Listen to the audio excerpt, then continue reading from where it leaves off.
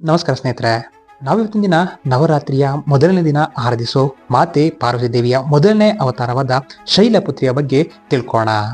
ಶೈಲಪುತ್ರಿ ಮಾತೆ ದುರ್ಗೆಯ ಮೊದಲ ಅವತಾರವಾಗಿದ್ದು, ಅವರ ಕತೆ ಶಿವ ಮತ್ತು ಸತಿಯ ಹಿಂದೂ ಪುರಾಣದೊಂದಿಗೆ ಆಳವಾಗಿ ಸಂಪರ್ಕಗೊಂಡಿದೆ. ಶೈಲಪುತ್ರಿಯ ಕತೆ, ಅವರು ಹಿಂದಿನ ಜನ್ಮದಲ್ಲಿ ಶೈಲಪುತ್ರಿ ಸತಿಯಾಗಿ ಜನಿಸಿದ್ದು ರಾಜ ದಕ್ಷನ ಮಗಳು ಮತ್ತು ಶಿವನ ಮೊದಲ ಪತ್ನಿಯಾಗಿರ್ತಾರೆ. ಸತಿ ತನ್ನ ಪತಿಯಾದ ಶಿವನಿಗೆ ಆಳವಾದ ಭಕ್ತಿಯನ್ನ ಹೊಂದಿರ್ತಾರೆ. ಆದರೆ ರಾಜ ದಕ್ಷನು ಶಿವನ ಅಸಾಮಾನ್ಯ ಜೀವನ ಶೈಲಿಯನ್ನ ಮತ್ತೆ ಅವರ ವೇಷಭೂಷಣವನ್ನ ತಾತ್ಸಾರದಿಂದ ನೋಡ್ತಾ ಇರ್ತಾನೆ. ಅವನು ಶಿವನನ್ನ ಅವಮಾನಿಸೋಕೆ ಅಂತಾನೆ ದಕ್ಷನು ಒಂದು ಮಹಾಯಜ್ಞವನ್ನ ಆಯೋಜಿಸ್ಕೊಂಡಿರ್ತಾನೆ. ಆ ಯಜ್ಞಕ್ಕೆ ಶಿವ ಮತ್ತು ಸತಿಯನ್ನ ಕರೆದೇ ಇರಲ್ಲ. ಆಹ್ವಾನವನ್ನ ಸ್ವೀಕರಿಸಿದರೂ ಸತಿ ಯಜ್ಞಕ್ಕೆ ಹೋಗಲು ಇಷ್ಟಪಡ್ತಾಳೆ. ಯಾಕಪ್ಪ ಅಂತಂದ್ರೆ, ಅವಳು ತನ್ನ ತಂದೆಯ ಬಳಿ ಹೋಗಿ ಶಿವನಿಗೆ ಅವಮಾನ ಮಾಡಿದ ಬಗ್ಗೆ ಪ್ರಶ್ನೆಯನ್ನ ಕೇಳಲು ಇಚ್ಛಿರ್ತಾಳೆ.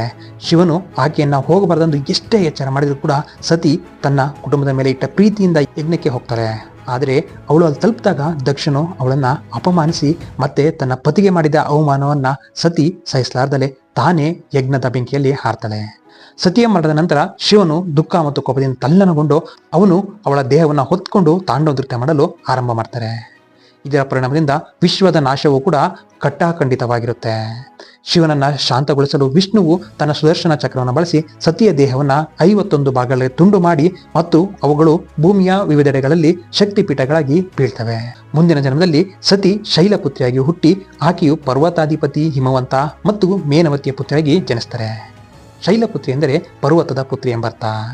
ಆಕೆ ಸುಂದರ ಮತ್ತು ಶಕ್ತಿಯುತ ಯುವತಿಯಾಗಿ ಬೆಳೆದು ಶಿವನಿಗೆ ಆಳವಾದ ಭಕ್ತಿಯನ್ನ ಹೊಂದಿರ್ತಾಳೆ.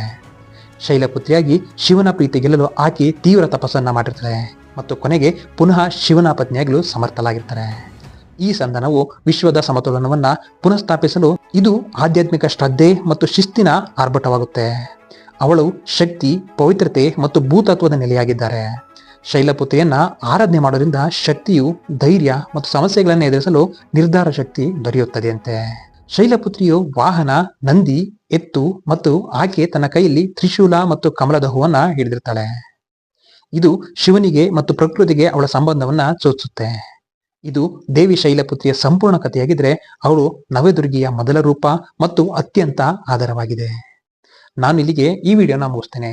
ನಿಮಗೆ ಏನಾದರೂ ಈ ವಿಡಿಯೋ ಇಷ್ಟ ಆಗಿತ್ತು ಅಂತಂದ್ರೆ ಲೈಕ್ ಮಾಡಿ, ಶೇರ್ ಮಾಡಿ ಹಾಗೂ ಕಮೆಂಟ್ ಮಾಡಿ. ಸಬ್ಸ್ಕ್ರೈಬ್ ಆಗಿಲ್ಲ ಅಂತಂದ್ರೆ ದಯಮಾಡಿ ಸಬ್ಸ್ಕ್ರೈಬ್ ಆಗಿ. ಧನ್ಯವಾದಗಳು.